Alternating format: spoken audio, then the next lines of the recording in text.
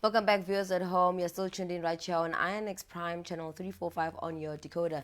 Now, just hours ago, Kenya's Gen Zs forced President Ruto to abandon plans to sign the Finance Bill 2024 after days of deadly protest, which led to the deaths of at least 23 protesters. This comes a day after Ruto announced plans to deploy the military after the East African country's parliament was breached. Now, live rounds were fired at the mostly young protesters. Joining me more on giving us more insight on the mood on all things happening in Kenya relating to the Finance Bill 2024 is Kenyan activist Mutemi wa Kiama. Assalamu alaikum. Welcome to INX Prime.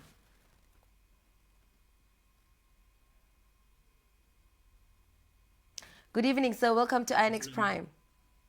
Good evening. Assalamu alaikum. Wa alaikum salam. Greetings. The pronunciation is Kiama. Mutemi wa Kiama. Kiama. Kiama. Kiama is Mutemi wa Kiama. Thank you. Thank you for having me on your show. Thank you so much for the correction, Mr. Kiama. Now, this has been hailed as a victory for Kenya's youth. They have forced President Ruto to abandon the finance bill. What is the mood in Kenya this evening? There's cautious optimism,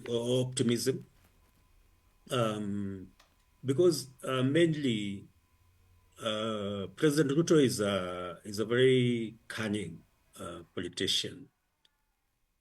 And I think many people have been wondering since he became president why Kenyans were very cautious with him, because he's a kind of guy who lies very openly. And so he says he has withdrawn the bill, but the constitution does not allow him to withdraw the bill. What he would normally do is return it to parliament. Only parliament can withdraw the bill, but parliament went into recess yesterday. So we are still wondering what it means by saying he has withdrawn the bill.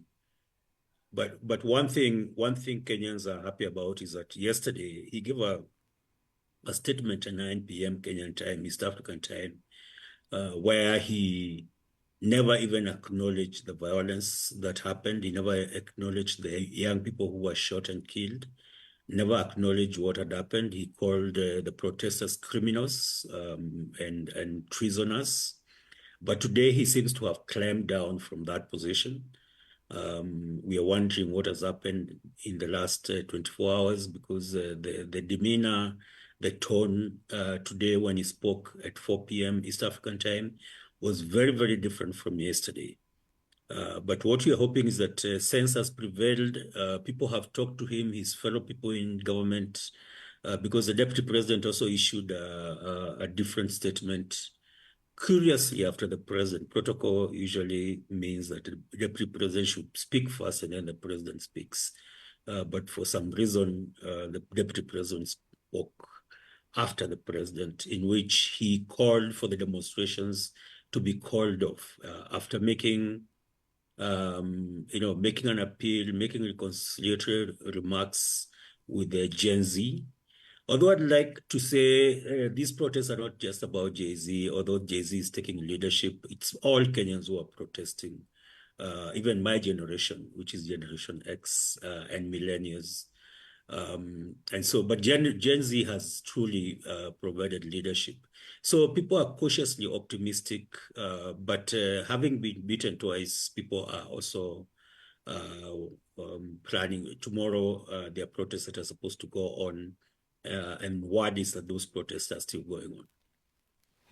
Now, seeing that there were allegations that some of the protesters attacked the wing of the parliament, hence then the president now initiating or rather deploying the military, how true is it that the military refused to follow orders against the Gen Z protesters?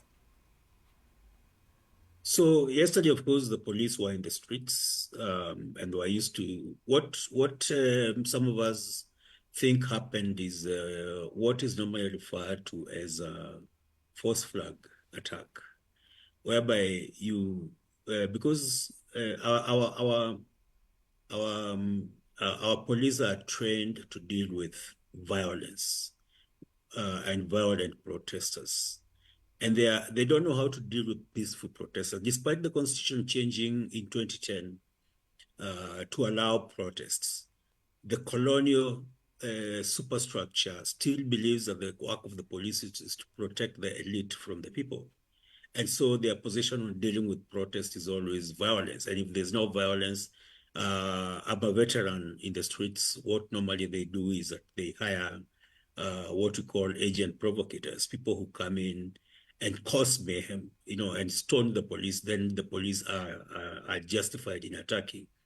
And many of us, I included, think that's exactly what happened yesterday. So after 3 days of peaceful protesters that have overwhelmed the city, and the fact that police had no justification to attack, the state went into its colonial mode and found some young people who needed the money. They were paid to come in and now engage the police in violence, justifying the retaliatory attacks by the police, including the shooting. But funny enough, what happened is that when the surge went into parliament, despite the police shooting a few people, the mass was so big that it overwhelmed even the police and just broke the fence and went and moved into parliament, which is unprecedented, something that has never been, has not been seen in Kenya since independence. Now, coming back to, the So sorry, you asked about the military. So after that, the president attempted to deploy the military using after Parliament went into recess. But the constitution is very clear. He cannot deploy the military. The military can be deployed by Parliament, but the Parliament was in recess. The Minister for Defense purported to have to gazette the deployment, but the talk is that the military leadership was uncomfortable with that order. And so today they staged another sitting of Parliament that purported to retroactively deploy the military. But that seems also not to have worked, which is suspected to what has led to the reconciliatory remarks by the president and the deputy president when they realized that the military would not play their game. So now earlier on, we were speaking about the abandonment of the Financial Bill 2024. And I think you just highlighted that he didn't really go according to the constitution of, discussing the decision to abandon it with Parliament. Now, would you say that, or is it possible that he was advised by former President Uhuru Kenyatta, who called for calm heads via his open letter? I don't think so, because President Ruto does not take advice from anybody, including his own advisors, so-called advisors. He does what he wants. What I think has happened is that after trying to deploy the military unconstitutionally, the military leadership must have told him that they cannot be used to act against the civilian population. And now seeing that he's at a crossroads, then he has made the logical decision of being reconciliatory towards Kenyans. And I think from the tone of the deputy president's speech and the fact that, as I've noted, that they ignored protocol and the deputy president spoke after the president, seeming to now lay blame where they're blaming the National Intelligence Service for the mess, for not having informed the president for the last 2 months that the president did not have the right information about the anger in the country, the discontent with the finance bill. And now they seem to be laying the blame squarely on the National Intelligence Service and asking the Director General to resign. But I think that is just a scapegoat. The thing is, this is a victory for the protesters. This is a victory for the sovereign, who are the people of Kenya, who have been able to claim back their power. We have a very interesting constitution. Chapter 1 talks about the Bill of Rights and talks about the sovereign power belonging to the people, and then it's delegated to the elected officials, and that the people can actually take that sovereign power back anytime the elected officials don't do what the people want done, which is what seems to have happened.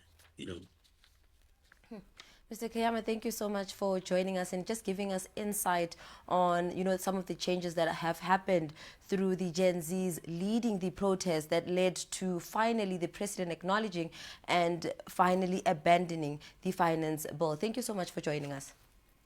Thank you so much for the opportunity. Viewers at home, I think the one question we always ask ourselves, such after so much drama, is will the president survive after this? Now, this is something that we have to stay tuned into and listening and hearing and maybe seeing how the Kenyans decide on whether they will give their president another chance or they'll vote someone else in. But on that note, let's head over to an ad break. See you when we come back.